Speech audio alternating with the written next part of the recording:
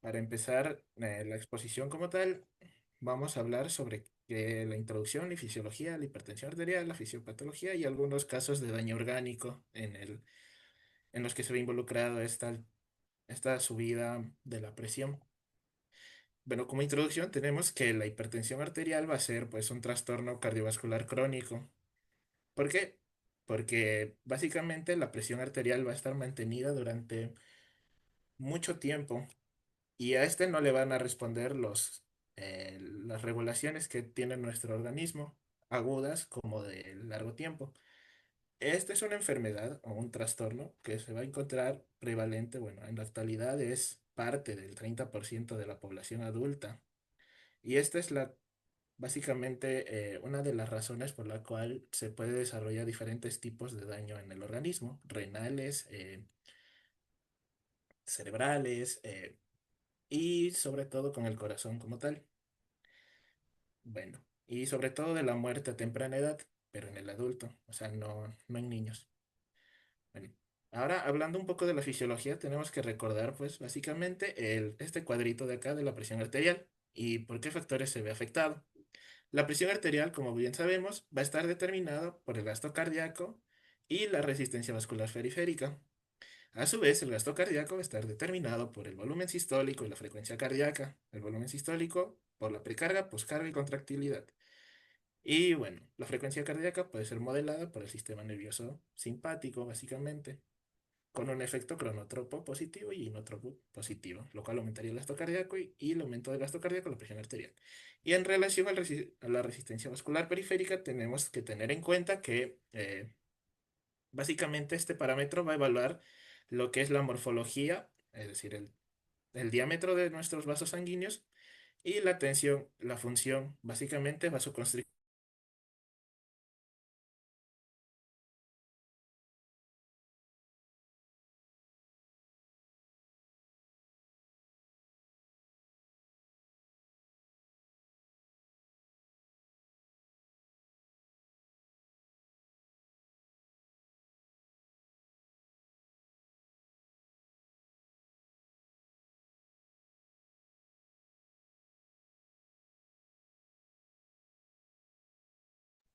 ¿Qué pasó? No se escucha.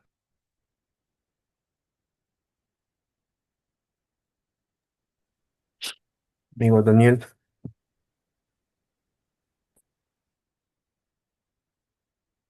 a ver, ahorita le llamamos.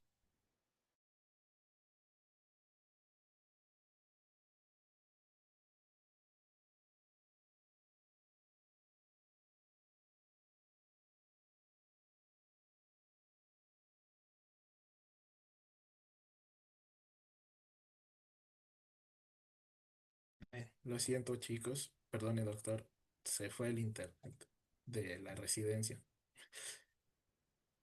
¿Podría seguir con la exposición o...?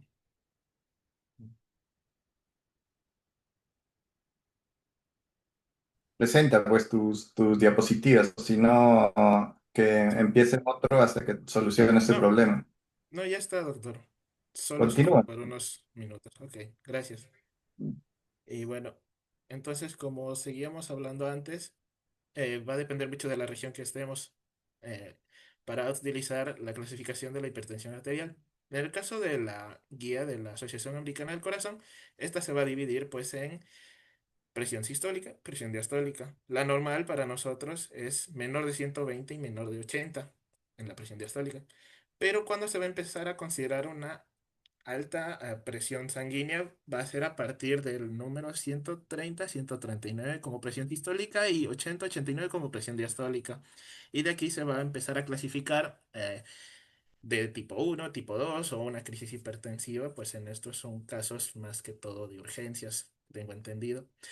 Algo curioso que me pasó de esta clasificación y que leí por ahí es que básicamente tiende a tener pues ahí un cierto error porque si tomamos en cuenta la mayoría, porque esto está hecho en base a la población estadounidense, la mayoría de la población estadounidense sufre de problemas de hipertensión, entonces estaría como que en 130, 139 y 80, 89, entonces empezamos ahí que no están en lo normal.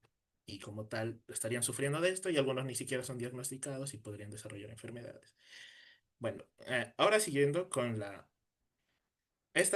con la clasificación de hipertensión arterial, pues vamos a tener dos. La hipertensión arterial primaria, o llamada esencial, o idiopática. Idiopática hace referencia a que no hay un origen aparente, y esto podemos ver reflejado acá, que es básicamente su expresión se puede deber a una o varias causas. Es decir, no hay como tal una forma de expresarse una forma de expresión para esta enfermedad. Y la hipertensión arterial secundaria, que es básicamente, esta sí es debido a una enfermedad, por lo tanto es por una causa. En la hipertensión arterial primaria, para poder ejemplificarlo, podríamos hablar de alguien obeso que tenga, por ejemplo, malos hábitos de salud, consume mucha comida con alto contenido en sodio, y sus padres son hipertensos. Pues sí, es que no sabemos por qué en la práctica puede llegarnos un paciente así y por varias causas no se le puede diagnosticar como tal una. Pero, por ejemplo, si nos viene alguien que tiene enfermedad renal o tiene un tumor en la glándula suprarrenal, pues ya no sería hipertensión arterial primaria, sino sería secundaria. Bueno, en la hipertensión arterial primaria, pues van a haber factores de riesgo. No modificables, tenemos los factores genéticos, como los antecedentes familiares. Estaba leyendo por ahí que básicamente hay una alta probabilidad de desarrollar hipertensión arterial si dos de tus padres han tenido esta enfermedad antes de, pues, de que nazcas tú.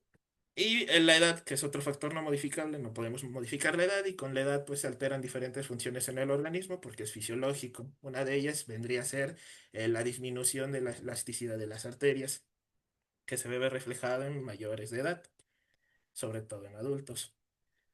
Y bueno, factores que sí son modificables y que sí podrían ayudarnos a mejorar esto de la hipertensión arterial primaria, vendrían a ser los hábitos de vida, el estilo de vida, la alimentación, y justo esto se habló bastante hace 2 semanas en lo que fue la jornada científica.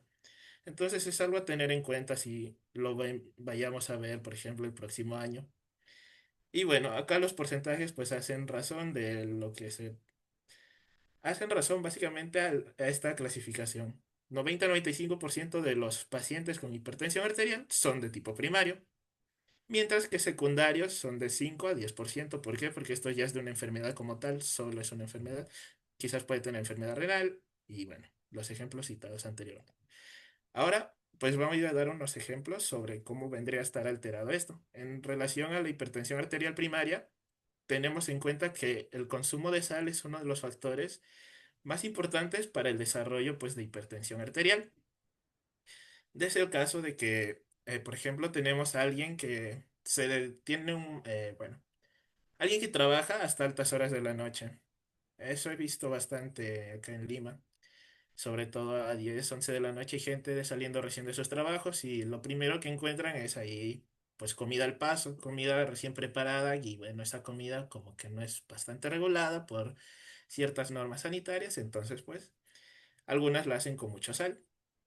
¿Qué va a tener este impacto en la sal? Recordemos que la sal o el cloruro de sodio es un compuesto, sobre todo el sodio, es una sustancia altamente osmótica en el torrente sanguíneo.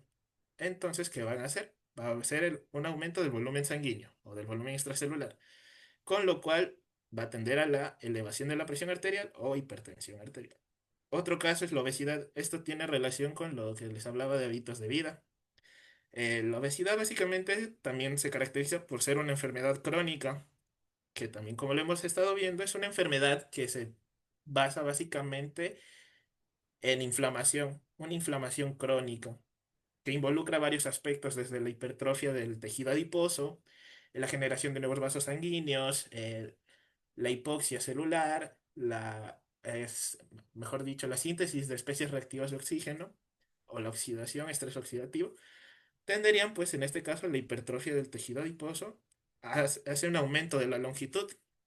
Esto es en relación a los vasos sanguíneos y como bien recordamos, si aumenta un vaso sanguíneo, pues, o la longitud de un vaso sanguíneo, ¿qué va a hacer? Va a aumentar la resistencia del vaso sanguíneo. Y como recordamos, la resistencia va a afectar a lo que es la ley de Poiseuille, que es lo que explica básicamente la resistencia vascular periférica. Entonces, al haber un aumento de la resistencia, va a haber, perdón, va a tender a elevar la presión arterial. Bueno, ahora también algo curioso en relación a la obesidad es que se ha demostrado que la leptina, una hormona reguladora del hambre, básicamente, también tiene una acción simpática, que, bueno, va, como recordamos, el sistema nervioso simpático se encuentra básicamente en la autorregulación, o en la regulación aguda, mejor dicho, de lo que es la presión arterial. ¿Mediante qué? Mediante la contractilidad. Al aumento de la contractilidad hace que se eleve la presión arterial. Y bueno, como último, es importante mencionar que en los casos de obesos, el tejido adiposo actúa también como un órgano endocrino, liberando distintas hormonas al torrente sanguíneo, algunas que te ayudan a disminuir la insulina, o mejor dicho, a crear una resistencia a la insulina. Pero una de esas importantes y que me pareció curiosa es el angiotensinógeno. Sí, este también tiene la capacidad de producir angiotensinógeno. Y como recordamos, esto daría inicio a la cascada de la activación del sistema renina-angiotensina-aldosterona, caracterizado porque la aldosterona, pues, va a tender a la reabsorción de sodio y de agua como tal, aumentando el volumen sanguíneo. Y por su otra parte, la angiotensina 2 sería pues el efecto vasoconstrictor que tendería también al aumento de la presión arterial. Algunos daños, bueno, ahora entrando al daño orgánico como tal generado por la hipertensión arterial, vamos a tener varios órganos involucrados en ellos. Uno de ellos, y el más importante, a mi parecer, es el corazón. ¿Por qué? Episodios constantes pues, de presión arterial elevada que van a tender a hacer en nuestro músculo cardíaco a que éste tenga que esforzarse más para poder eyectar la sangre de mejor manera, o lo que vendría a ser el volumen sistólico. ¿Y cómo haces tú eso? Haciendo que aumente pues su tamaño, en este caso del ventrículo izquierdo, que vendría a ser uno de los más afectados, dando origen a lo que es la cardiomegalia. Entonces la cardiomegalia ahora tiene dos caminos distintos. Uno de ellos es que va a aumentar la contractilidad, como les dije antes. ¿Y qué va a hacer esto? Va a seguir aumentando la hipertensión, o mejor dicho, va a seguir manteniendo la hipertensión arterial. El otro es el aumento de la presión sistólica, recordando un poco de lo que es la irrigación coronaria. ¿En qué momento se da la irrigación coronaria? Pues en la diástole. ¿Y qué va a suceder aquí? Es algo completamente irónico, que es que al haber mayor presión sistólica, mayor tiempo de presión sistólica, va a disminuir la presión diastólica, que es la presión encargada básicamente de la irrigación del corazón, del miocardio sobre todo, causando pues esto una menor perfusión cardíaca y podría llevar a periodos de isquemia y posible muerte del cardiomiocito, como podríamos ver representado en esta imagen. Y bueno, bueno, el final, último órgano en el que me gustó enfocarme un poco fue el del riñón, uno de los más involucrados en lo que es la regulación a largo plazo de lo que es la presión arterial, perdón. Entonces, ¿qué va a tener la hipertensión involucrada en lo que es el riñón? Pues recordemos que el riñón en su unidad mínima funcional, es decir, la nefrona, vamos a encontrar los capilares glomerulares, un ovillo de capilares en los cuales se va a realizar lo que es la filtración de la sangre.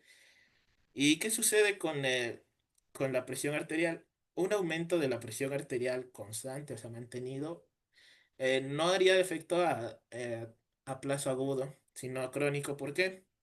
Porque recordemos que las arteriolas que anteceden a esto, por ejemplo la aferente, vendría a ser un episodio de autorregulación para evitar, pues en este caso, la hiperfiltración del contenido, ¿no? Debido al aumento de la presión arterial. Pero recordemos que son capilares, apenas están revestidos por endotelio y una membrana basal.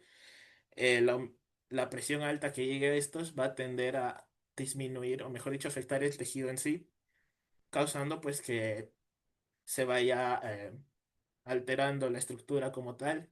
Entonces, esto va a desencadenar en una remodelación, es decir, se va a alterar todo el tejido, se va a empezar a fibrosar y va a ser una glomerulosclerosis.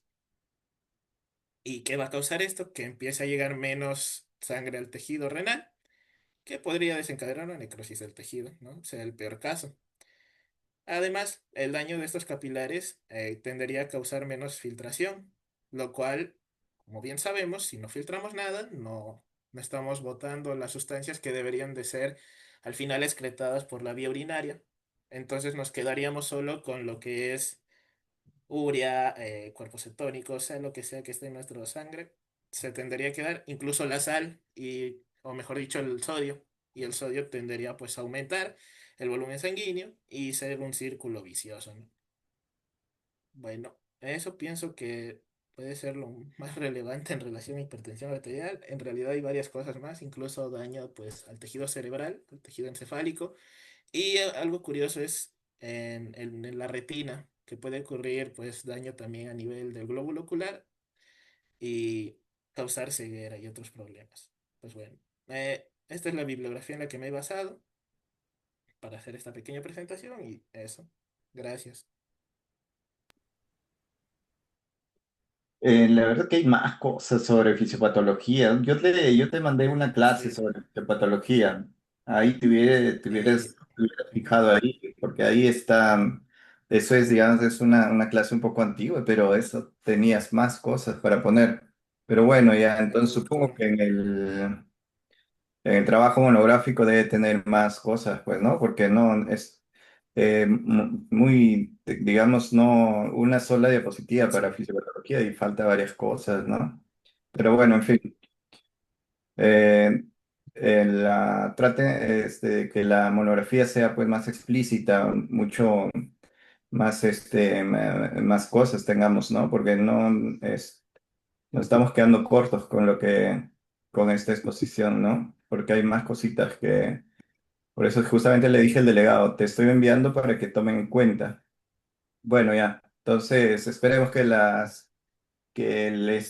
monografía sea más explícita y tengan más contenido para leer. A ver, continuamos.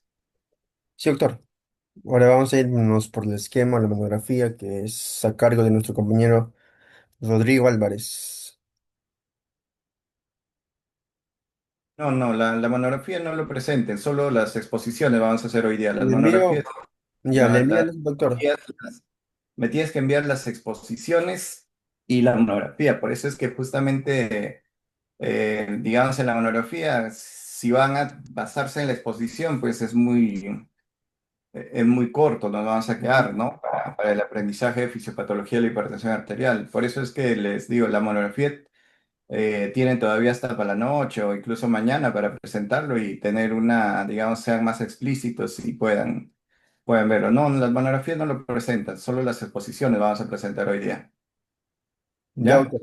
No se La siguiente preocupe. exposición. Ya, listo. Vamos a continuar entonces con circulación muscular por nuestro compañero Cantinet, Fernando.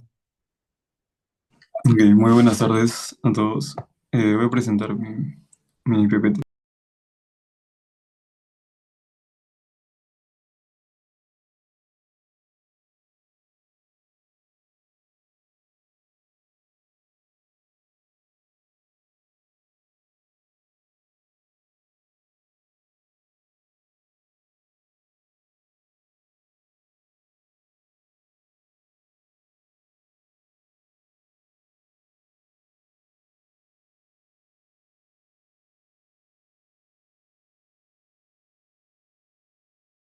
A ver, ¿me pueden confirmar si se puede ver mi pantalla, por favor? Sí se puede ver, Fernando. Ok, ya. Bueno, primeramente, buenas tardes, doctor, buenas tardes, compañeros. El día de hoy les voy a tocar un tema muy interesante como la circulación muscular y vamos a ampliar un poco sobre el sistema vital y, bueno, ya. En esta exposición vamos a descubrir cómo bueno, este es el índice que vamos a tocar los puntos como introducción, fisiología, ya. En la introducción podemos ver que los músculos esqueléticos que constituyen entre un 30 y 40% de nuestro peso corporal, estos albergan el mayor lecho vascular de todo el organismo. Esto significa que el flujo sanguíneo que este llega a nuestros músculos no solo es crucial para ellos, sino que determina directamente también nuestra resistencia vascular sistémica y por ende también nuestra presión arterial. Este es un sistema muy interesante y adaptable. Bueno, tiene algunas capacidades como la de cambiar drásticamente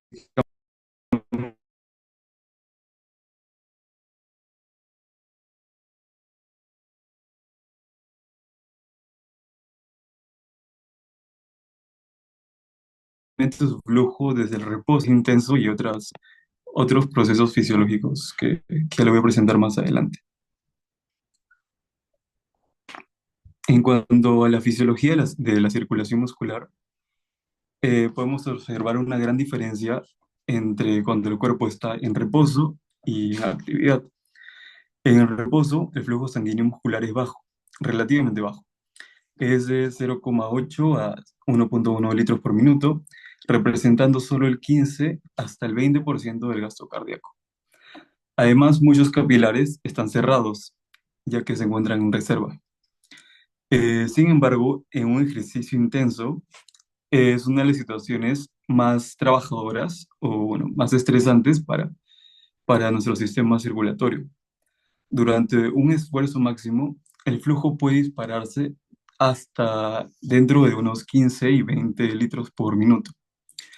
Eso significa que el 80 y 90%, eso significa todo el gasto cardíaco dentro de un 80 y 90%. Eso se dirige a los músculos. La velocidad del flujo puede aumentar desde un 25 hasta 50 veces más, pasando de 3 a 4 mililitros por minuto dentro de los 100 gramos de músculo. Para lograr esto, el 100% de nuestros capilares deben estar aperturados. Ahora vamos a tocar un poco el tema de cómo se regula este flujo sanguíneo muscular. Primero tenemos que tener en cuenta el control nervioso. En situaciones de nuestro cuerpo cuando se encuentra en reposo, los nervios simpáticos mantienen una vasoconstricción, pero durante el ejercicio o un ejercicio intenso, esta vasoconstricción se inhibe y se activan receptores que causan vasodilatación. En emergencias, como ya lo voy a presentar más adelante, como en situaciones de hemorragia, aumenta el tono simpático general para desviar sangre. Segundo, tenemos una regulación miógena o miogénica. Miógena, la propia musculatura lisa de los vasos, estas responden a los cambios de presión. Eh, Sirven como una ayuda para autorregular el flujo. Y tercero, tenemos eh, los factores metabólicos locales. Como vemos aquí, eh, que cuando el músculo trabaja hay una disminución de oxígeno y un aumento de sustancias como las que les he mostrado, unas sustancias de, como la adenosina, el potasio, el ATP, el ácido láctico y dióxido de carbono. Estas señales actúan directamente provocando una potente vasodilatación en el músculo activo, incluso si los nervios están ausentes. Y cuarto, los factores mecánicos. Durante una contracción isométrica, recordemos la contracción isométrica es sin movimiento, el flujo puede disminuir o cesar por la compensación, por la compresión de los vasos. Pero en las contracciones rítmicas, como el ejercicio de correr o la relajación muscular, actúa como una bomba, ayudando a impulsar el flujo de la sangre. En cuanto a la distribución, vamos a tomar en cuenta las fibras tipo 1 y las fibras tipo 2. En las fibras tipo 1 podemos ver las fibras tipo 1 lentas y oxidativas y las 2 rápidas y glucolíticas. En la 1 el flujo sanguíneo puede residir constante y abundante porque se usan principalmente en el metabolismo aeróbico, y en el tipo 2 podemos ver que el flujo sanguíneo va a aumentar durante los esfuerzos que tengamos en algún ejercicio cortos o ya sean intensos, cuando el metabolismo anaeróbico se activa y se acumulan vasodilatadores como los que les había mencionado eh, hace un rato, el, el ácido láctico.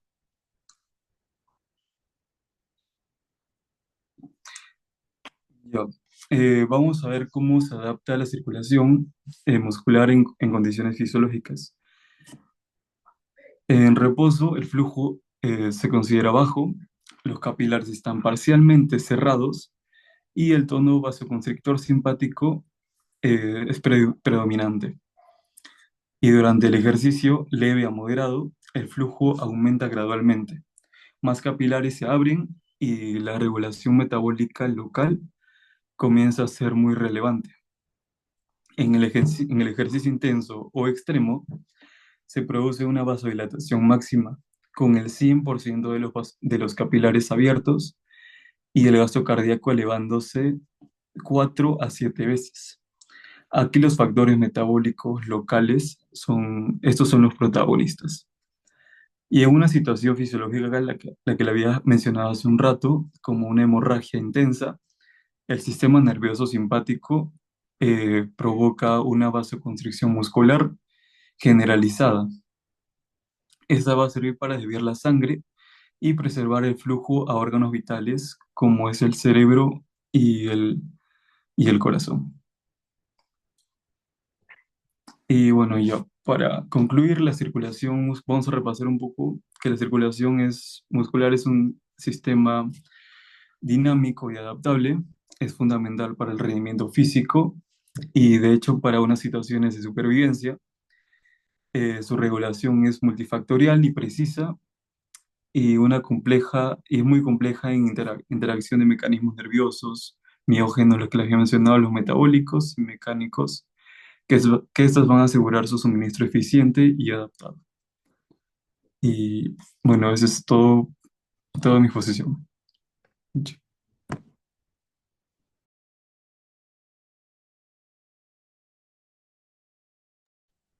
Cantinet, qué corto, Dios mío. ¿Qué les pasa?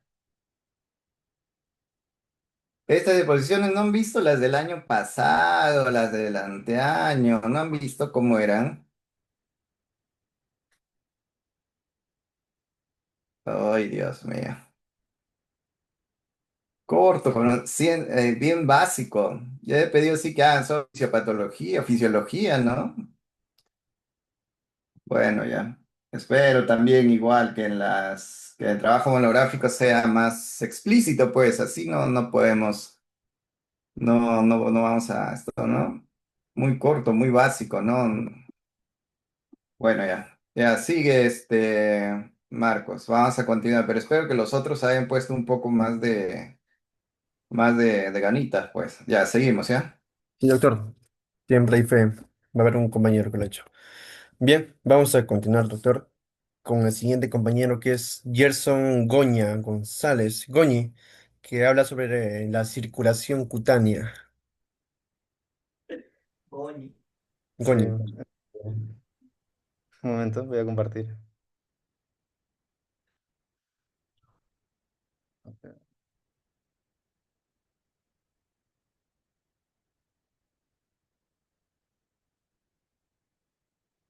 Ok, se puede observar, ¿verdad?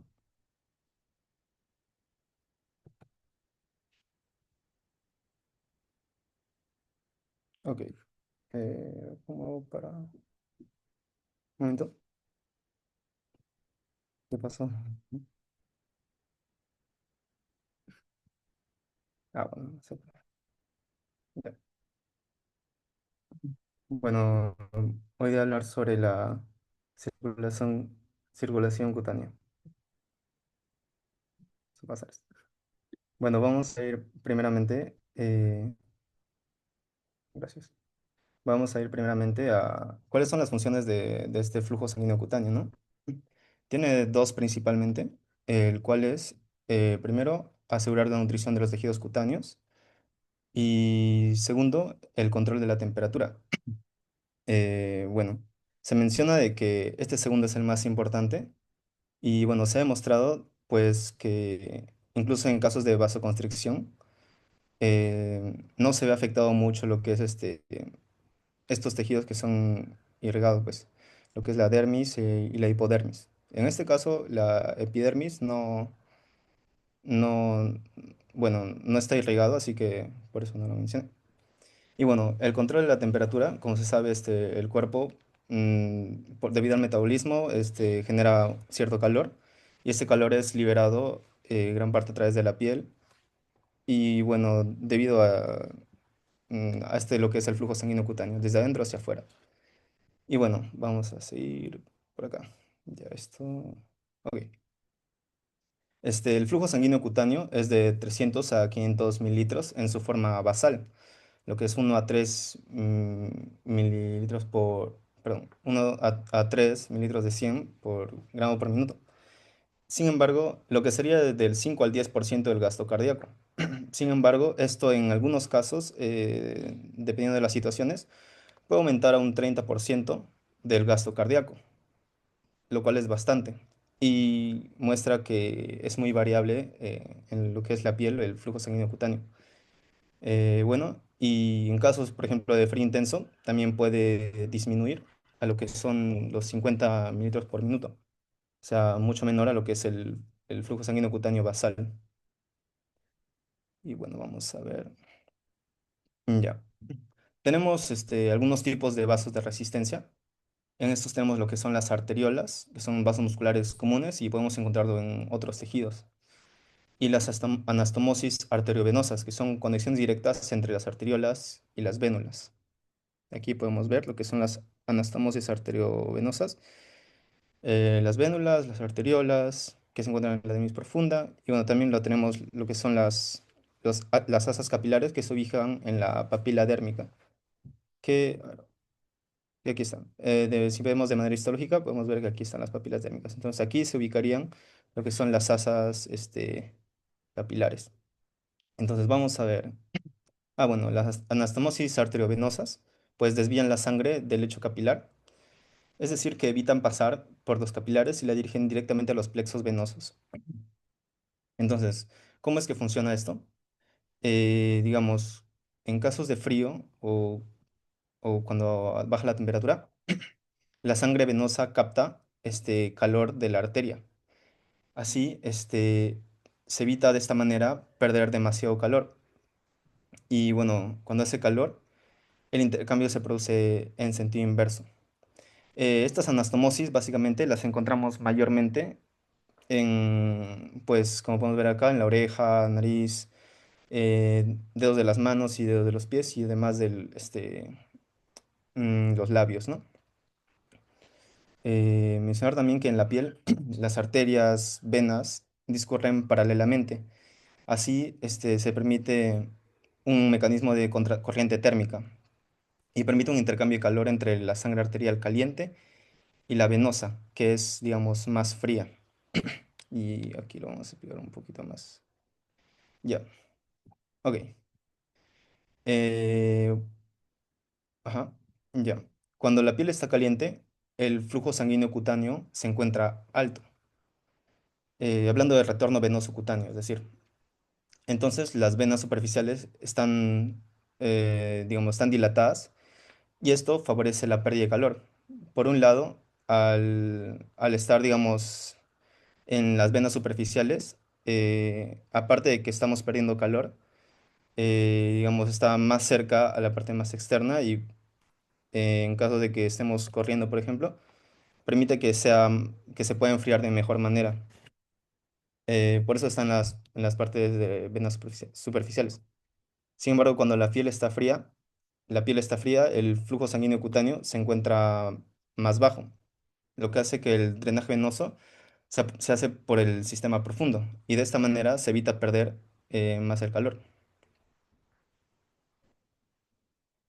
Y bueno, ¿cómo es que se regula este flujo cutáneo? Bueno, las arteriolas están afectadas por los receptores alfa y beta adrenérgicos. Bueno, claro, es el control nervioso. Está regulado por el control nervioso más que todo, más que el metabólico. Y bueno, por lo que ya hemos mencionado antes. Entonces, las arteriolas están afectadas por los receptores alfa y beta adrenérgicos, mientras que las anastomosis arteriovenosas son más que todo por las alfa. Bueno, hay una densa inervación simpática y bueno, casi nada parasimpático. Así que es mucho más sensible a agentes vasoconstrictores como lo es la adrenalina y la noradrenalina. Las anastomosis arteriovenosas no muestran autorregulación ni hiperemia reactiva. Sin embargo, las arteriolas, en contrario, sí la muestran. Y lo que es la hiperemia reactiva.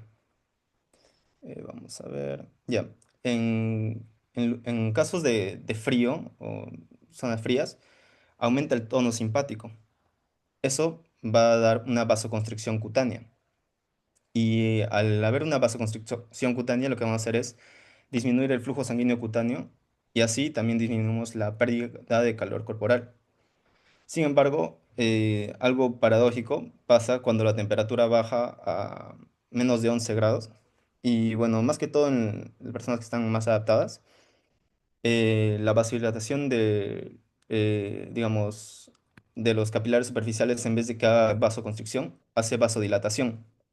Y podemos encontrar pues que en las personas, digamos, que viven en lugares fríos, encontramos que sus mejillas se encuentran, digamos, más rojas, más rosadas, y lo podemos ver incluso si van a bajar a temperaturas más cálidas. Y esto se llama cutis rosáceo. Y esto sirve para prevenir lo que es, digamos, la necrosis y el daño tisular. A ver, también tenemos lo que es en casos de calor o fiebre, o, en casos de calor o fiebre, hay una vasodilatación cutánea generalizada, lo cual va a hacer que el flujo sanguíneo cutáneo aumente. Y eso también puede dar como un sonrojo en las personas. Esto podría ser en caso de ejercicio. Y bueno, de esta manera, más que todo, es el control nervioso, por lo que está regulado el flujo sanguíneo cutáneo. Eh, Dice. Y bueno, de esa manera terminé mi exposición en lo que es regulación del flujo cutáneo.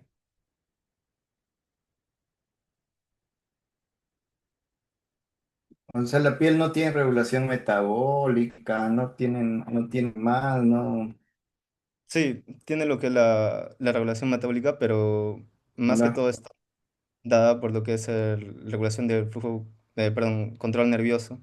También tiene lo que es la humoral y, pero bueno, también el control hormonal, que es dada por adrenalina, noradrenalina, eh, pero más que todo para la vasoconstricción.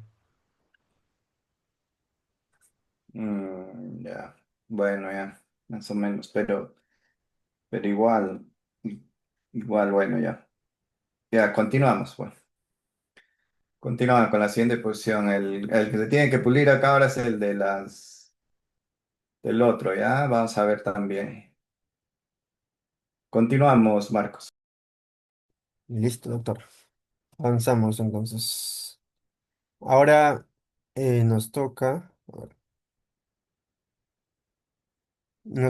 el tema de circulación fetal, que está por nuestra compañera Sudmi Yolanda. Sudmi.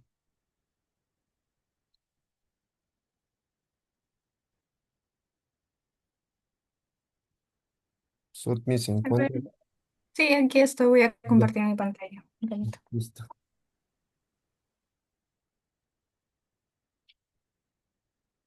Un ratito.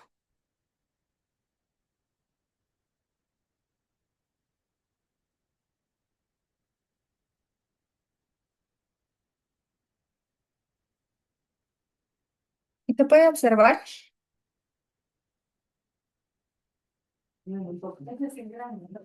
Sí, sí se puede ver. Ok, ya.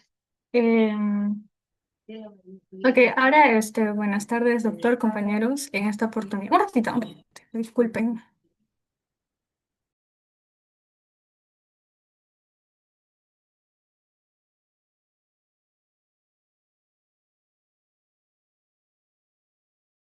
Ya, ahora sí. Buenas tardes, voy a hablar acerca de la circulación fetal.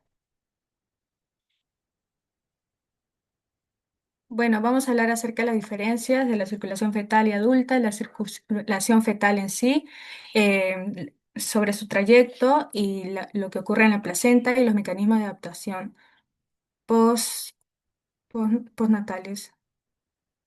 Bueno, las diferencias de la circulación fetal y la circulación adulta, como podemos ver, ya conocemos la circulación adulta, ¿no? Que las venas cava superior e inferior eran en la aurícula derecha, pasan al ventrículo derecho, eh, luego las arterias pulmonares hacen la hematosis, van a la aurícula izquierda, al ventrículo y luego a la aorta, ¿no? Pero en la circulación fetal es más distinta, ya que sabemos que todavía se están formando muchas estructuras, como el pulmón, que es una parte importante, el sistema hepático y entre otros, y eso es lo que vamos a ir desarrollando en esta exposición. En la circulación fetal tenemos dos diferencias fundamentales, que son que el feto transporta la sangre desde y hacia la placenta, ya que la placenta en esta circulación es muy importante. Y también sabemos que los pulmones no son funcionales. ¿Por qué? Porque están semicolapsados en esa circulación. Por lo que no necesitan sangre para la hematosis, ya que no se va a producir hematosis en los pulmones. Ok, en la circulación fetal el trayecto pues empieza, aquí lo importante en sí es la placenta. De la placenta va a salir una vena umbilical que va a llevar va a estar dirigido desde la placenta hasta el hígado y esta va a llevar sangre oxigenada. Como podemos ver, está en rojo porque más que todo es porque lleva la sangre oxigenada. Y esta va a tener una presión de 30 a 35 miligramos de mercurio que va a llegar al hígado y se va a dividir en la vena porta y conducto venoso. Y el conducto venoso es el que le va a conectar con la vena cava inferior. Ahí es donde se va a producir el primer shunt de mezcla de sangre, con la vena cava inferior que tiene también su presión. Bueno, luego, a ver, una vez que sube por la vena cava inferior, van a llegar a la aurícula derecha, en el corazón, que va a tener una corriente de alto flujo, ya que es por ello que la vena cava inferior en sí, o sea, en sí en la aurícula derecha drena tanto la vena cava superior, la inferior y la del seno coronario, pero es la sangre de la vena cava inferior la que va a ir a la aurícula izquierda por el foramen oval, ya que es por presiones, ¿no? Ya que la presión en la aurícula derecha va a ser mayor que la presión en la aurícula izquierda, provocando así un segundo shunt de derecha a izquierda. Y hay una corriente de bajo flujo que es que la vena cava superior con el seno coronario van a ir a lo que es el ventrículo izquierdo y de ahí van a ir a las arterias, pero eso ya lo vamos a ir viendo después. Entonces, tenemos que, como les estaba explicando, em, la primera sangre de la vena cava inferior va a ir a la aurícula de la derecha a la izquierda. Y luego hay es la sangre de la vena cava superior y del seno coronario que van a ir a lo que es el ventrículo derecho. Y del ventrículo derecho van a ir van a ir a lo que es las arterias, el tronco arterioso, pero aquí encontramos el conducto arterioso. Entonces, por presiones, porque normalmente la sangre tendría que ir a los pulmones por el tronco arterioso, pero como los pulmones se encuentran semicolapsados, esto va a generar una presión que va a hacer que la sangre vaya por el conducto arterioso a la aorta, que es aproximadamente el 90% y el 10% es el que va a los pulmones, más que todo para la irrigación. Y por eso es que la mayoría de sangre se va al conducto arterioso que aquí también produce otro shunt. ¿Para qué? Para que de la aorta vaya al tejido fetal, ¿no? Esto se debe a que, como ya mencioné, están los pulmones semicolapsados que producen una mayor presión para que la sangre vaya a la aorta, se mantiene y este conducto arterioso se va a mantener abierto por la hipoxia fisiológica que existe en el feto, ya que el oxígeno se recibe pues de más de la placenta que por el mismo feto, ¿no? Seguimos con la sangre, que va a llegar tanto del ventrículo izquierdo como del ventrículo derecho por el conducto arterioso a la aorta descendente. En esto va a llegar, como vimos que en sí es sangre desoxigenada la que está llegando al conducto arterioso, por eso están los colorcitos. En la aorta descendente vemos que ya está un poco más morado porque el contenido de oxígeno es medio. Esta sangre va a viajar por la aorta ascendente hasta las arterias ilíacas y en la arteria ilíaca interna van a salir las arterias umbilicales y estas van a llegar a la placenta, llevando a sangre desoxigenada. Y aquí es una parte importante ya que en la placenta es donde se va a ocurrir básicamente lo que es la hematosis, lo que no ocurre en los pulmones en el feto porque están semicolapsados, ¿no? Entonces, ¿qué pasa en la placenta? Esto va a ocurrir principalmente en los espacios intravenosos en la placenta. Entonces, en sí, la sangre materna y fetal no se van a mezclar, sino que ¿qué va a pasar? Va a pasar casi igual que pasa en los pulmones, que los glóbulos rojos maternos se van a transferir a los glóbulos rojos fetales, ya que estos van a tener una hemoglobina mayor y por lo tanto van a tener mayor afinidad por el oxígeno. Y por el contrario, el CO2 que es traído de los tejidos del feto van a ser llevados a los glóbulos rojos maternos, ¿no? Y así es que se va a producir la hematosis. Por lo tanto, la vena umbilical es alto en oxígeno y las arterias umbilicales son bajos en oxígeno, pero altos en CO2, ya que están trayendo de los tejidos. Las características principales de esta circulación fetal, como ya mencioné, es los pulmones semicolapsados que existen porque todavía no están desarrollados en su totalidad, la presencia de shunt, son tres, que ocurren en el conducto venoso de Arancio, que conecta la vena umbilical con la vena cava inferior. Ahí hay una primera mezcla de sangre. El foramen oval, que se encuentra entre las aurículas, que es el segundo shunt, y el tercer shunt, que es el conducto arterioso que se encuentra en el tronco arterioso y la aorta, ¿no? Que va a haber una mezcla de sangre. Este sistema va a ser hipotenso y también va a tener una presión del corazón. La presión del corazón derecho va a ser mayor que la presión del corazón izquierdo, es por eso que existe ese shunt también. Em, ah, También tenemos que el gasto cardíaco por kilo de peso corporal va a ser de 220 milímetros por kilogramo por minuto.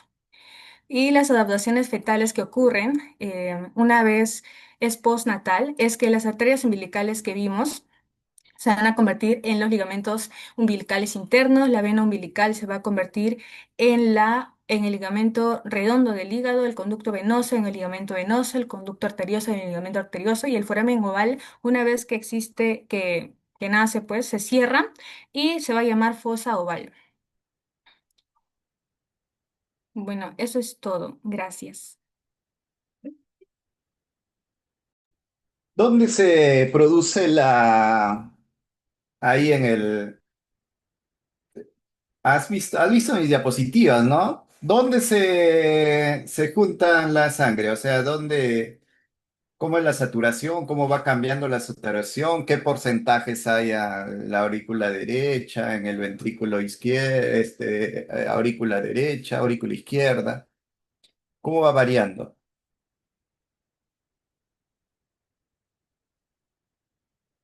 O sea, si bien es cierto que se produce ya está bien, pero ¿cómo varía?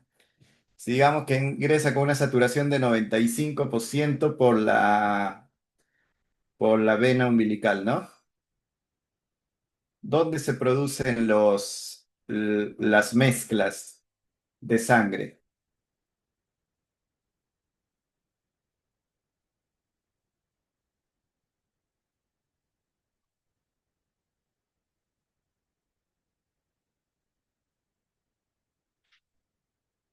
¿Dónde? Dinos.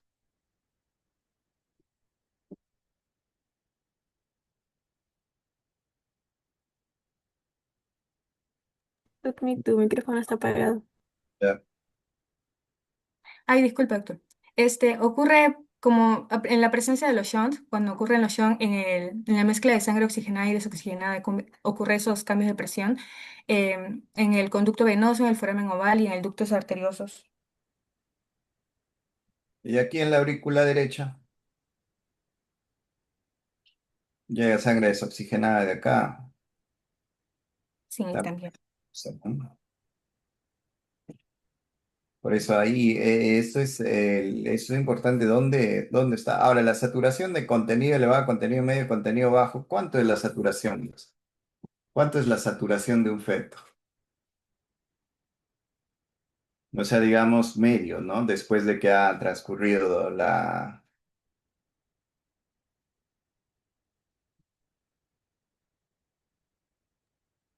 Sí, también varía con los shunt, eso no lo puse.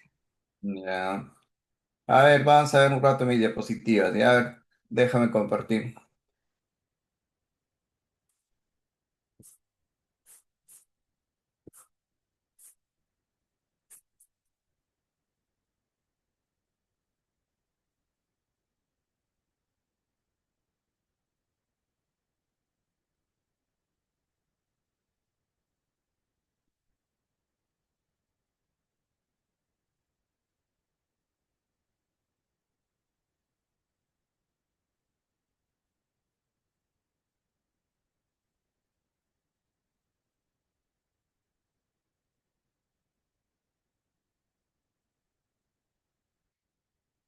Mira, yo les di estas diapositivas para que ustedes tomen en cuenta. Miren, acá está la circulación fetal, cómo se produce, aquí está la relación entre la placenta y el feto. Bueno, esto lo ha dicho su compañera. Aquí está, miren cómo se va formando la circulación placentaria. Estos son los primeros lagos placentarios, ¿no? Donde se va formando lo que es la placenta entre lo que es los troncos de las vellosidades, cómo se forman, y aquí están las vellosidades coriónicas que son propias de la placenta, ¿no? Los 12 días, 16 días, 21 días. Y miren, ¿ve? Esto es el citotrofoblasto y este es y aquí vemos aquí cómo se va formando. Este es el sincicio trofoblasto y este es el citotrofoblasto. Entonces, el intercambio de sangre es es un intercambio gaseoso nada más, ¿no? Y aquí está, estas son el espacio intervelloso, son la que eran las lagunas, y este es pura sangre materna, pues, este es pura sangre materna. Aquí hay un intercambio de oxígeno, no se van a mezclar los dos, y van a ingresar por el pedículo de fijación, donde vamos a encontrar la arteria y vena pulmonar, ¿no? Hay dos venas pulmonares, una arteria, una, digamos, una vena umbilical y dos arterias umbilicales, ¿no? ¿Ya? Entonces vemos esto y vemos la unidad funcional, dos arterias, una vena y la circulación fetal. Y aquí se produce el primer sitio de mezcla, ¿no? ¿Por qué? Porque viene la sangre de la vena porta, de la vena porta, y aquí es donde se produce la primera mezcla de sangre arterial que está ingresando por la vena y de la sangre, digamos, desaturada, que es la vena porta. Pues la vena cava inferior sigue, se junta por el shunt. Aquí hay el esfínter de conducto venoso, hace que la sangre pasa y el segundo sitio de mezcla es en la cava inferior. Pues, ¿por qué? Por la sangre que está viniendo de acá abajo, ¿no? De acá abajo, mira, aquí se mezcla con esta sangre. Entonces la saturación aquí, digamos, es 95% y de aquí va disminuyendo. Aquí después llega, aquí en la aurícula derecha, también. Viene de la vena cava superior, la sangre que está desoxigenada y se vuelve a mezclar. Y el otro sitio de mezcla es acá, ¿no? En la aurícula izquierda. Hace y, y aquí está, de aquí sale, en el ventrículo derecho no hay mezcla, no hay ninguna mezcla, sale de la arteria aorta y aquí va a ser el conducto arterioso, ¿no? Y aquí miren, y esto es la sangre desoxigenada. Entonces, los pulmones se encuentran en estado de semicolapso, el ductus venoso, ya, y aquí está, ¿no? En el foramen oval, y cuando llegamos acá ya, en este punto donde va a pasar al ventrículo izquierdo, la sangre lo satura aproximadamente 75% en la aurícula izquierda, ¿no? Esas dos sangres se en la aurícula izquierda, de toda esta mezcla, la sangre está saturando 75%. Da la importancia, el ductus arterioso, Y bueno, el pulmón, el ventrículo, aquí está el sitio de mezcla, ¿no? Que le estoy diciendo, aquí está el sitio de mezcla, hígado, vena cava inferior, aurícula derecha, aurícula izquierda y el sitio de unión del conducto arterioso con la aorta descendente. Características del feto, baja presión, es importante, alta presión de CO2, ¿ve? Por eso les digo, ¿no? Por eso es que está desaturando, frecuencia cardíaca alta, ustedes saben que tiene una frecuencia entre 120 y 160, en promedio 140, y la resistencia vascular periférica baja, por eso es que el feto es hipotenso, ¿no? El feto es hipotenso. Y otra característica cardiovascular del feto es que el hematocrito, y es que el hematocrito también es bien alto. O sea, la hemoglobina en 20 y el hematocrito en 60 aproximadamente. Elevada presión arterial pulmonar porque está en estado de semicolapso, ¿no? Entonces, el gasto cardíaco fetal tiene alta frecuencia cardíaca, alto volumen sistólico, 2 veces más grande que en el adulto, elevado retorno venoso, ¿ve? Y se adapta a una baja saturación de oxígeno. Al- y bueno, esta es la sangre fetal.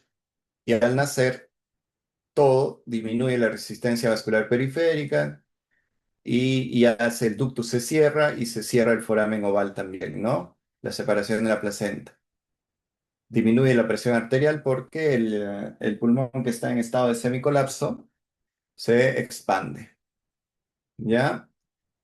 Por eso les decía, les he tratado de compartir para que ustedes puedan, digamos, tomar en cuenta, pues, en su exposición. Ya bueno, continuamos, ¿ya? Continuamos, delegado. Gracias, doctor Peña, por la retroalimentación también. Vamos a avanzar con el siguiente tema, que es la regulación del flujo sanguíneo cerebral. Está a cargo de nuestra compañera Joanny Harbo. Sí, o no. Gracias. Buenas tardes. ¿Escucha? Sí, sí se escucha, Joanny. Ya, gracias. ¿Me avisan, por favor? Ay, perdón. ¿Dónde está? Ya, ahora sí. Me avisan, por favor, si se puede ver. ¿Se puede ver?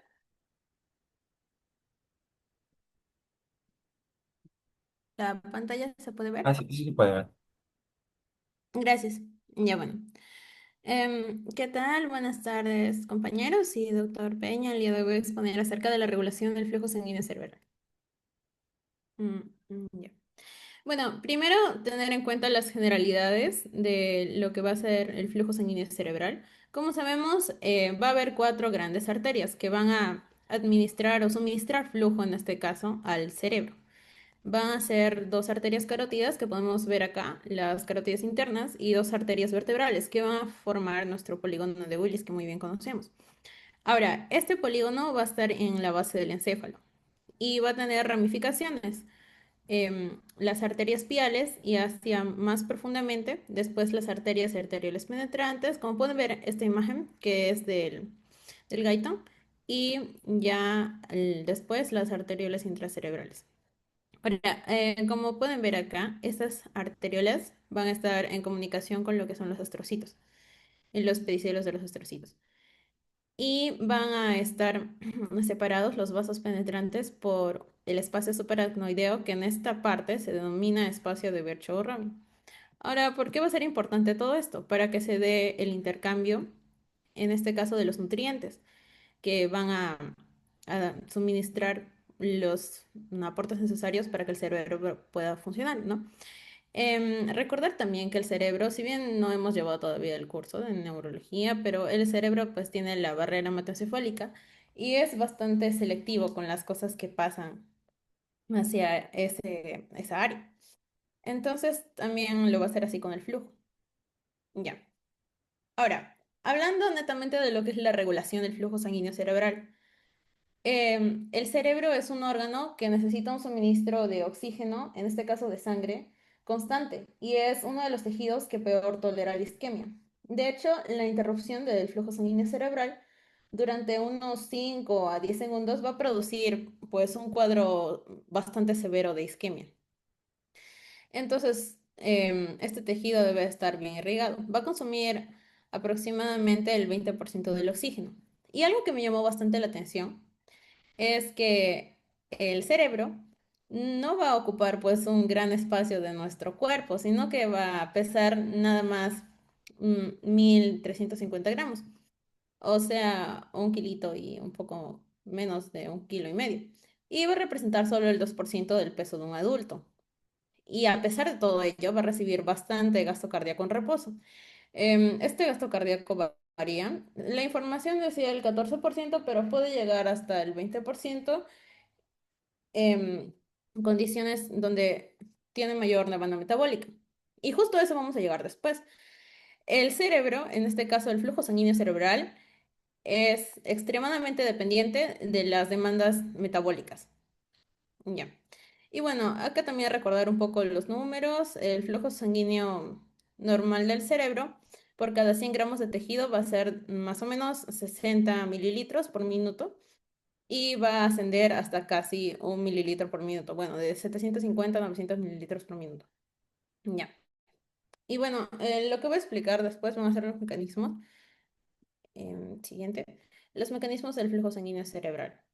Ya, ahora tener en cuenta de que el metabolismo de cada área cerebral no va a ser igual, porque nuestro cerebro lo estamos usando constantemente, nunca deja de funcionar y pues tiene diferentes formas y diferentes funciones de aplicarse pues en el cuerpo humano. Entonces, en este caso, si hay un área que está recibiendo mayor demanda metabólica, también va a necesitar más flujo.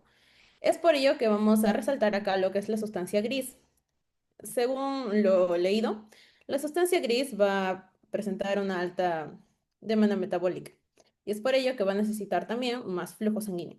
En este caso, va a tener una relación con la sustancia blanca de 4:1, o sea, 4 veces más de flujo sanguíneo de lo que necesita la sustancia blanca. Em, las necesidades de flujo van a ser de la sustancia gris de 80 mililitros por 100 gramos por minuto y de la sustancia blanca de 20 mililitros cada 100 gramos por minuto. Ya, a ver, siguiente. Ahora vamos a hablar de cómo el flujo sanguíneo cerebral se regula, pero para ello debemos de tener en cuenta algunos términos claves. En este caso, la presión de perfusión cerebral. Esta presión de perfusión cerebral va a ser igual a la presión arterial media que todos conocemos, la PAM. Esto le vamos a restar la presión intracraneal. Bueno, tener en cuenta de que el flujo sanguíneo cerebral va a estar regulado, bueno, en este caso va a estar condicionado por la PAM.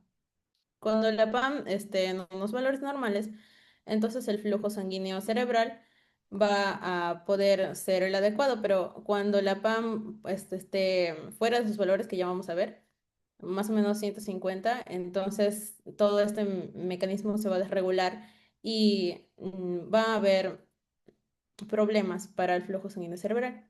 Bueno, el flujo sanguíneo cerebral va a cambiar de 1 a 2 mililitros cada 100 gramos por minuto y esto también va a estar regulado por el valor de la presión parcial de CO2.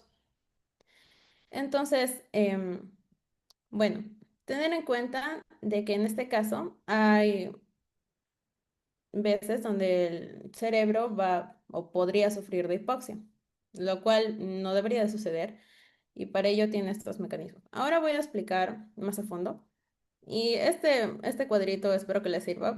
A mí me sirvió para entenderlo, lo hice. Entonces acá tenemos los mecanismos principales, que es la autorregulación miogénica, el control metabólico local. Estos dos son intrínsecos del cerebro. Bueno, si bien es cierto, hay varias bibliografías que pues tienen sus clasificaciones distintas. Yo he usado el Guyton y el Tres Guerres y es como un resumen de los dos. Y después también vamos a tener lo que es el control neurogénico extrínseco, que este pues solo se va a usar en situaciones patológicas donde la presión arterial media pues no esté en sus valores normales. Entonces el sistema nervioso autónomo va a actuar, especialmente el simpático, para poder regular el flujo cerebral. Y también los factores humorales y sistémicos que van a influir en el flujo sanguíneo cerebral. Ya bueno, hablando acerca de la autorregulación miogénica, esta hipótesis es muy importante porque nos va a proteger de la isquemia y también de casos de hipertensión cuando se produce hipertensión aguda. La presión arterial media cuando suba, va a generar un mecanismo de vasoconstricción que va a evitar la hiperperfusión hacia el tejido cerebral y protegerlo, por lo tanto. En el caso del control metabólico local, va a estar determinado por cuatro factores que voy a presentar después. Y estos factores son productos del metabolismo neuronal. Y acá está bastante fácil de entender, porque si tenemos un metabolismo aumentado, como ya lo mencioné, también vamos a tener más de estos productos. Y estos productos van a tener como consecuencia la vasodilatación. Entonces, van a ayudar a que nuestro cerebro, si necesita mayor demanda energética, también pueda recibir mayor suministro de sangre. Ya bueno, estos son los productos, por así decirlo o factores que van a ayudar a que el flujo sanguíneo cerebral pues sea regulado. Tenemos a la concentración del dióxido de carbono, a la concentración de los iones hidrógeno, a la concentración de oxígeno y algo que me pareció interesante, las sustancias liberadas de los astrocitos. Todavía están en investigación, pero los principales son estos tres, que están de negro. Ya. Entonces, empecemos con lo que es la concentración del dióxido de carbono. El dióxido de carbono se va a mezclar con el agua, como sabemos, para formar el ácido carbónico y se va a disociar en bicarbonato e iones hidrógeno.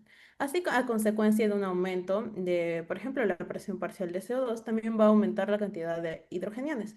Ambos van a inducir a vasodilatación cerebral, en este caso, pues los hidrogeniones ya como producto, ¿no? Y por lo tanto, aumentar el flujo sanguíneo. Y bueno, esto relacionándolo con el pH, si tenemos, como hemos aprendido, una mayor presión parcial de CO2, entonces el pH pues va a disminuir, al igual que si tenemos una mayor concentración de hidrogeniones. Ahora, la falta del oxígeno como factor regulador del flujo sanguíneo cerebral. En este caso, cuando hay hipoxia, se va a producir una vasodilatación. Y los valores normales deberían de ser de 35 o 40 milímetros de mercurio de la PO2. Si los valores de la PO2 pues disminuyen, por ejemplo, a unos 30 milímetros de mercurio, entonces el flujo sanguíneo también en consecuencia se va a incrementar. Ahora, algo bastante interesante es que cuando disminuye más o menos a 20 milímetros de mercurio, ya no va a ser posible para el cerebro permanecer con el nivel de conciencia adecuado. Y para ello, pues vamos a poder medir con la escala de Glasgow que aprenderemos a posterior el nivel de conciencia. En este caso, estas dos imágenes que he puesto es cuando hay un paro cardíaco o cuando una persona está en altitudes elevadas, por ejemplo en las montañas. Bueno, el primero del paro cardíaco, pues si no hay suficiente si no hay paro cardíaco, si hay paro cardíaco, si el corazón no funciona, no va a estar latiendo, entonces no va a haber suficiente bolemia y al cerebro no le va a llegar pues flujo sanguíneo, entonces no va a ser capaz de poder suministrar sus capacidades metabólicas, por lo que va a dejar de funcionar. Y es importante tener en cuenta esto para las situaciones en las que encontramos pacientes con un nivel de conciencia bajo. Acá podemos ver un cuadrito que lo he tomado del PPT del doctor. Y nos dice si hay hipoxia o una disminución del O2, entonces va a aumentar lo que es este producto del ácido láctico.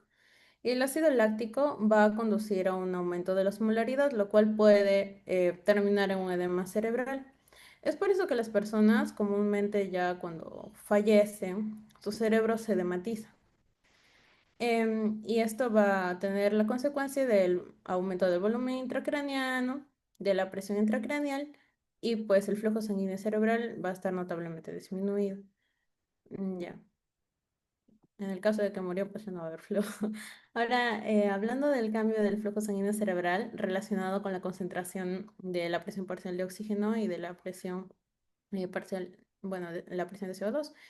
Este gráfico lo saqué de lo que es el Tres Guerras. Y tenemos que el objetivo va a ser mantener a la presión de CO2 en sus valores normales, que conocemos de 35 a 45 milímetros de mercurio. Ahora, cuando esto no sea así, en el caso de que baje menos de 35 milímetros de mercurio, la presión parcial de CO2, se va a dar una vasoconstricción. porque vamos a estar en un estado de acidosis. Entonces, el cerebro, bueno, no va a recibir suficiente flujo sanguíneo y entonces esto se puede dar en casos de hiperventilación, por ejemplo. Ahora, en el caso de que haya una presión de CO2 mayor, ay, perdón, me había confundido, no va a ser, perdón, acidosis, va a ser alcalosis, disculpa. Y en el caso de que la presión parcial de CO2 pues aumente, y ahí sí va a ser una acidosis, se va a dar la vasodilatación para que nuestro cerebro pues pueda tener mayor flujo y funcionar mejor. Esto se va a dar en el EPOC, apnea. En el caso de la presión de O2, vamos a tener que los valores son menores a 50 y esto puede inducir a lo que es la vasodilatación, como pueden ver acá en el gráfico. Entonces, aumenta el flujo sanguíneo. Esto también se puede dar en una crisis de EPOC o cuando hay una em, presión de atmosférica mayor. Entonces, vamos a necesitar también un flujo sanguíneo aumentado. Bueno, siguiente. Ya.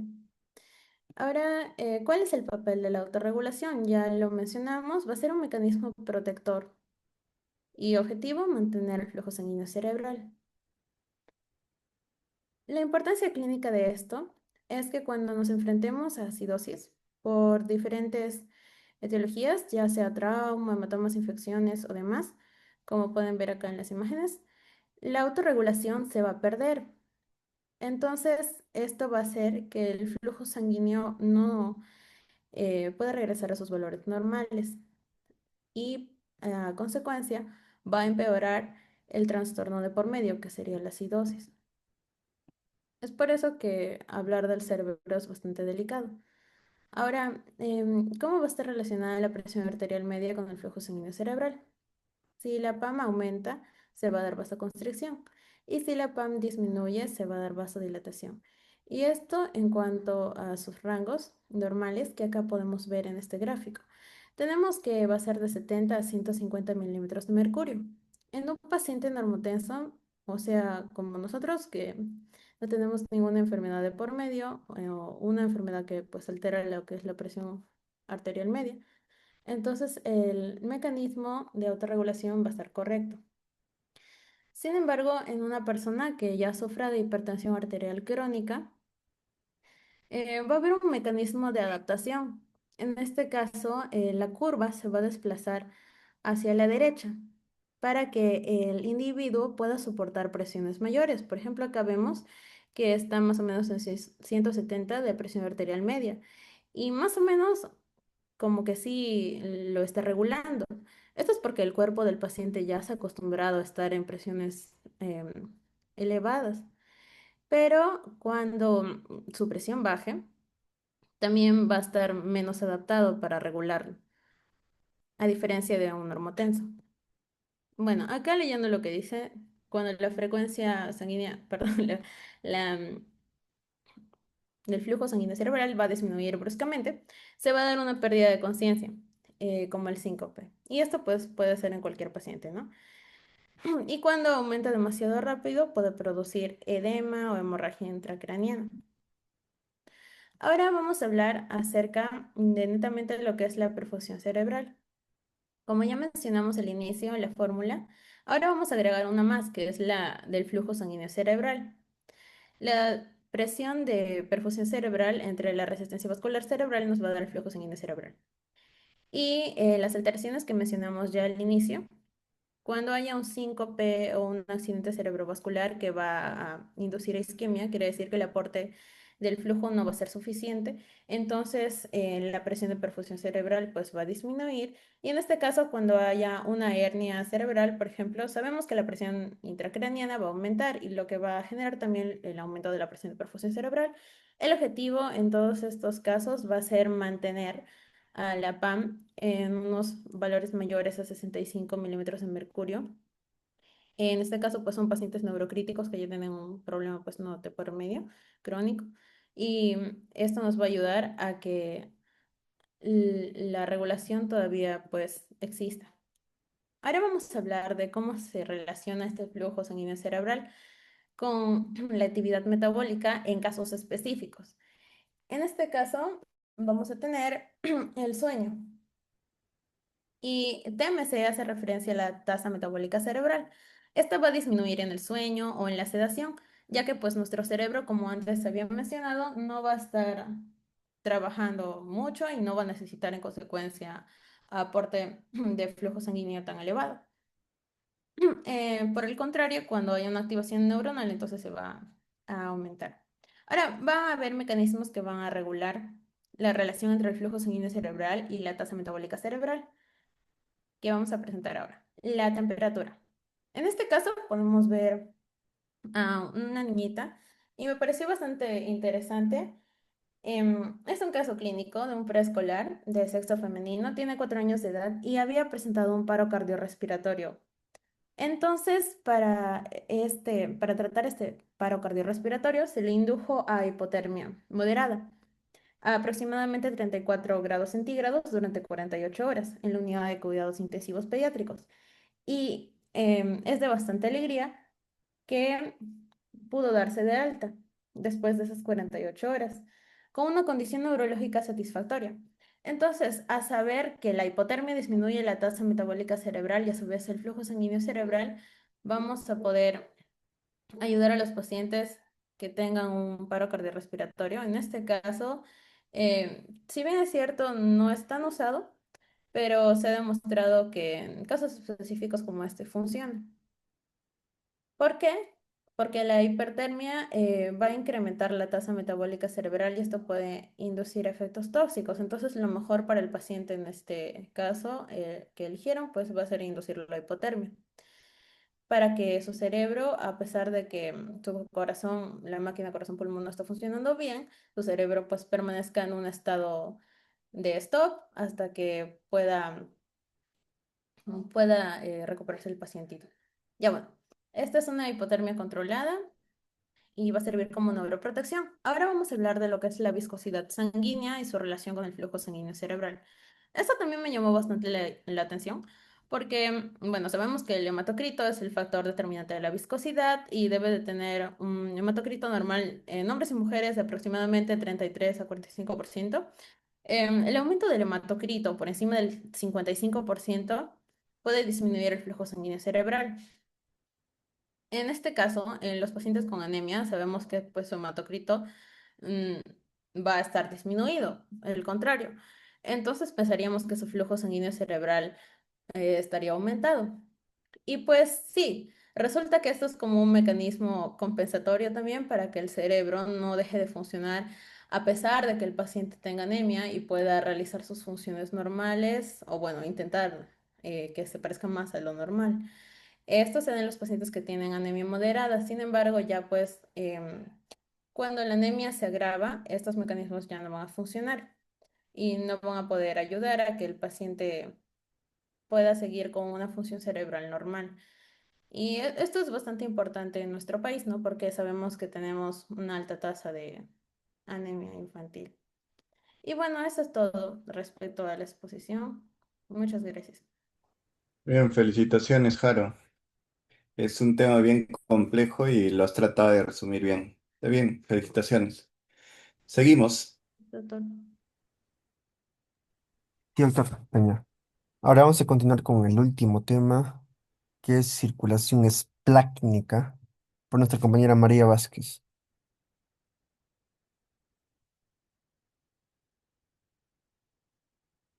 María,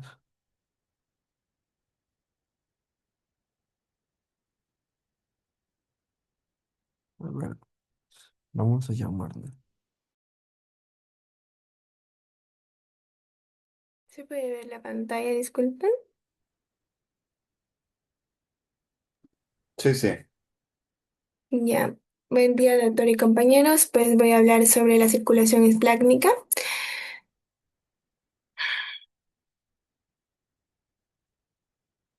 Bien, el tracto gastrointestinal va a actuar como una barrera funcional entre el medio externo e interno. Van a tener funciones principales como la absorción selectiva, la función endocrina y metabólica la función inmunológica y una función de barreras, en la que se va a tener una prevención del paso de agentes nocivos gracias a la integridad de la mucosa intestinal, la producción de moco, peristaltismo, la flora microbiana anaeróbica y las secreciones como inmunoglobulina A, que están en la mucosa, y la fibronectina. Bien, tenemos al suministro arterial que viene de hacer tres de la aorta descendente, el tronco celíaco, que está se origina desde T12, la mesentérica superior de L1 y la mesentérica inferior en L3. Estas van a irrigar todo el tracto gastrointestinal, como bien podemos evidenciar aquí, que ya conocemos todos por anatomía. Y en el drenaje venoso vamos a tener que los vasos sanguíneos del tubo digestivo forman parte de la circulación esplácnica, el cual está formada por el flujo sanguíneo del propio tubo digestivo, el vaso, el páncreas y el hígado. Bien, la vena porta hepática se va a formar por la confluencia de la vena mesentérica superior y la esplácnica, la cual va a drenar la vena mesentérica inferior. Ya el hígado va a llegar por la vena porta, luego a los sinusoides hepáticos y que van a salir por las venas hepáticas a la vena cava inferior, que posteriormente va a llegar al corazón.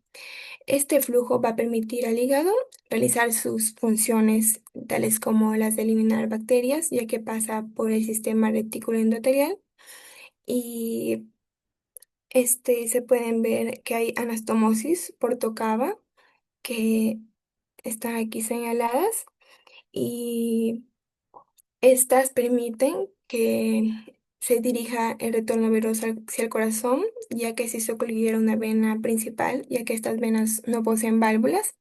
Y cabe recalcar que en las anastomosis portosistémicas, las más importantes vienen a estar ubicadas en lo que es el esófago inferior, que pueden dilatarse y formar las varices esofágicas, y en la región paraumbilical, que se van a presentar como cabeza de medusa.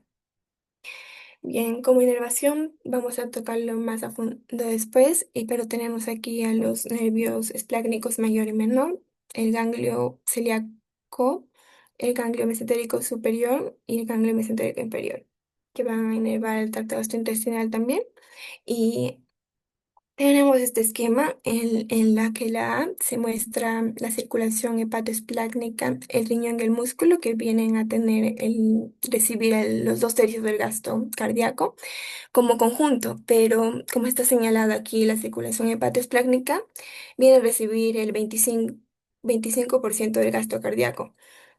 Esto es porque necesita mucho flujo, ya que como sabemos, realizan las distintas funciones que mencioné, las funciones digestivas, de absorción y procesamiento de los nutrientes.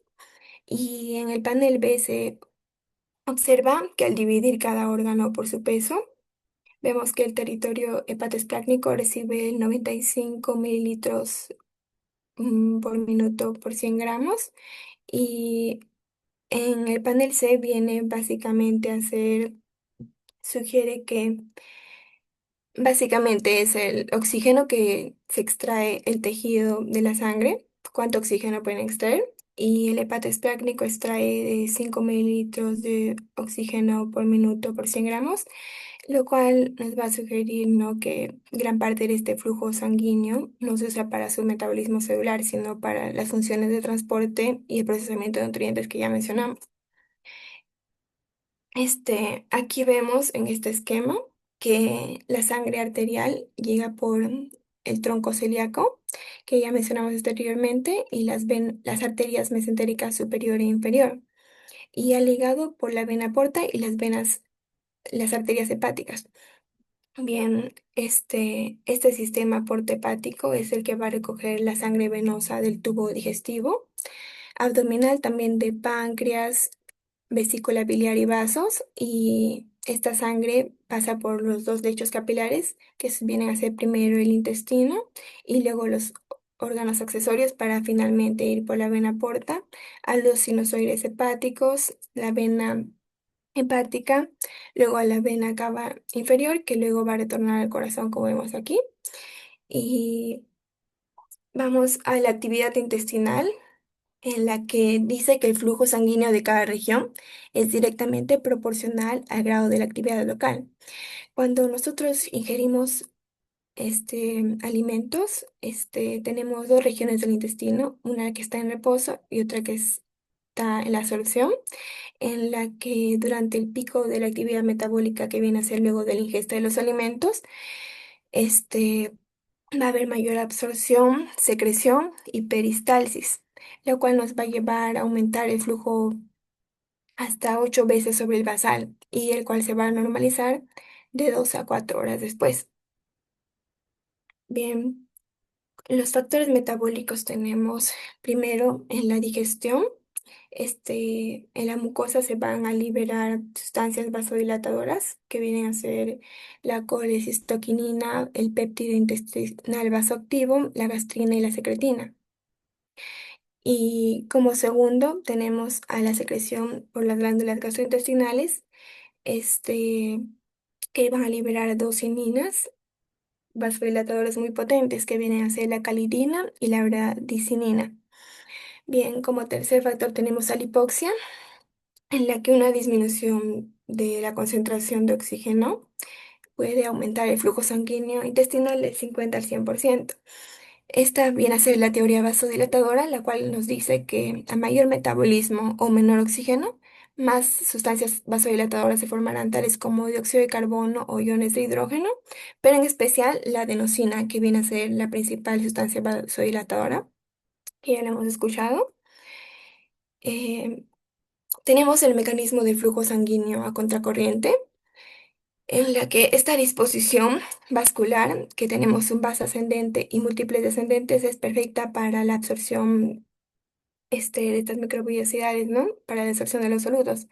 Pero esta va a crear condiciones en las que los extremos de las vellosidades estén pobremente oxigenados, ya que al ser contracorriente, la mayor cantidad del oxígeno va a quedar entonces en las bases de esas vellosidades. El 80% del oxígeno sanguíneo aproximadamente va a difundir directamente a arteria de la vénula, sin pasar por los extremos de las vellosidades. Este, Esto hace que este shunt, que pasa de sangre arterial a venosa sin participar de las acciones metabólicas en las vellosidades, que normalmente no es peligroso, pero si llega a haber una disminución del flujo sanguíneo, ejemplo, un shock, el flujo sanguíneo disminuye, y entonces le falta oxígeno, lo cual puede producir isquemia y luego la vellosidad puede sufrir de necrosis y puede desintegrarse. En el control nervioso del flujo, tenemos al parasimpático, el cual va a aumentar la actividad glandular por la liberación de acetilcolina, la cual va a aumentar el flujo sanguíneo y de manera indirecta por la vasodilatación. Cabe resaltar que esto es muy importante porque no va a aumentar el flujo sanguíneo directamente, sino va a ser consecuente al aumento de la actividad glandular. En cambio, el simpático, el cual además de inhibir las funciones gastrointestinales, va a actuar directamente. Y esto va a ser dado gracias a la noradrenalina, que va a actuar en los receptores adrenérgicos y va a generar vasoconstricción. De una manera directa va a disminuir intensamente el flujo sanguíneo. Bien, tenemos al escape autorregulador, en el que el estímulo parasimpático, por el aumento del metabolismo, se va a generar una isquemia, en la que se van a activar mecanismos vasodilatadores. Y en el simpático, debido a una vasoconstricción de manera directa, pero luego de varios minutos, el flujo sanguíneo va a volver a la normalidad. ¿Esto a qué se debe? Es a este escape autorregulador, en la que los mecanismos vasodilatadores locales van a superar la vasoconstricción simpática y van a devolver la normalidad del flujo sanguíneo. Y en el control nervioso del flujo, tenemos que hay una íntima relación entre el flujo esplácnico y la hemodinamia sistémica, porque cuando existe un bajo volumen sanguíneo debido a un shock hemorrágico o en situaciones de hipovolemia, se va a generar una descarga simpática muy fuerte, la cual va a producir la vasoconstricción arteriolar y la vasoconstricción de venas intestinales y mesentéricas. Bien, entonces esto va a generar que se reduzca el volumen sanguíneo esplácnico, ya que por este bajo volumen sanguíneo hay peligro de muerte celular. Entonces, con esta reducción de volumen sanguíneo esplácnico, va a proporcionar o rescatar de 200 a 400 mililitros para compensar y mantener la perfusión de estos órganos que son más sensibles, que vendrían a ser el encéfalo y el corazón. Ahora pasamos a la circulación hepática. Bien. La sangre que entra al hígado principalmente viene a ser por arterias hepáticas izquierda y derecha que van a tener la sangre oxigenada, un flujo de 400 a 500 mililitros por minuto, y el de la vena porta que va a llevar la sangre desoxigenada que hemos mencionado que es rica en nutrientes ya que ha pasado por el aparato digestivo previamente. También se divide en derecha e izquierda y tiene de 1,4 a 1,5 litros por minuto. Y hay presiones que se menciona de la vena porta, que viene a ser de 10 a 12 milímetros de mercurio, y la arteria hepática de 90 milímetros de mercurio, y los sinusoides de 8 a 9 milímetros de mercurio. Bien, a simple vista aquí podemos darnos cuenta de la gran diferencia de presiones que se observa entre la arteria hepática, que tiene un 90 milímetros de mercurio, y de los sinusoides, que vendrían a ser como 9 milímetros de mercurio. Entonces, esto nos quiere decir que hay una gran resistencia que va a frenar, por así decirlo, a la arteria hepática, ya que a nivel de estos capilares se va a necesitar un flujo lento, ¿no? Para poder realizar este intercambio y también evitar que se dañen por la gran presión. Y también tenemos ya mencionado la presión de los sinusoides, que es de 8 a 9 milímetros de mercurio, y también tenemos a la vena hepática con 5 milímetros de mercurio y a la vena cava de 2 a 5 milímetros de mercurio. Bien, el flujo es el que va de mayor a menor presión. Como se puede ver, va a ir ascendiendo dentro del hígado, en los sinusoides hepáticos, ya lo hemos mencionado, se va a mezclar la sangre oxigenada que va a venir de las arterias hepáticas y la de las vena porta, que viene a ser la sangre rica en nutrientes, y se va a metabolizar con el fin de sintetizar las sales biliares. Y finalmente, este hígado va a filtrar toda la sangre para que salga desoxigenada. Y entonces, desde los sinusoides, la sangre va a drenar a las venas centrolobulares y luego a las venas suprahepáticas. La vena suprahepática izquierda, derecha y media, y es mediante este sistema el cual va a transportar la sangre que finalmente va a llegar al corazón a través de la vena cava inferior. Bien, tenemos la regulación del flujo hepático, en la que el flujo sanguíneo, venoso, portal y arterial hepáticos están interrelacionados de tal forma que si el flujo arterial hepático aumenta, el flujo venoso portal disminuye y así viceversa.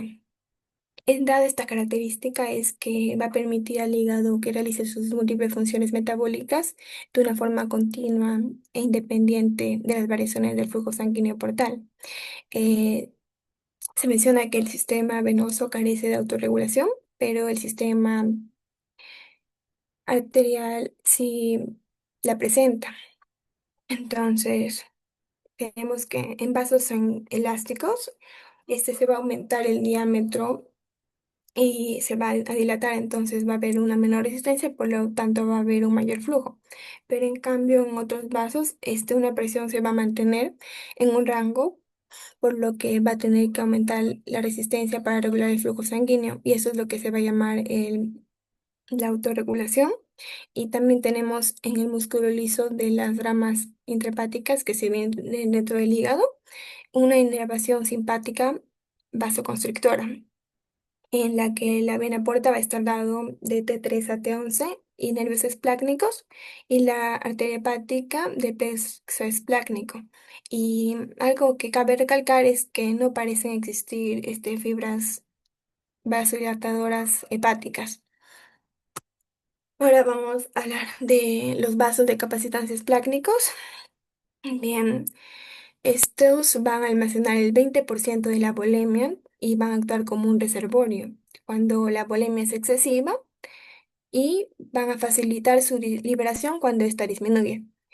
Tenemos situaciones de estrés o ejercicio intenso o una hemorragia en la que se va a aumentar el tono adrenérgico y va a haber una vasoconstricción del hígado y el vaso.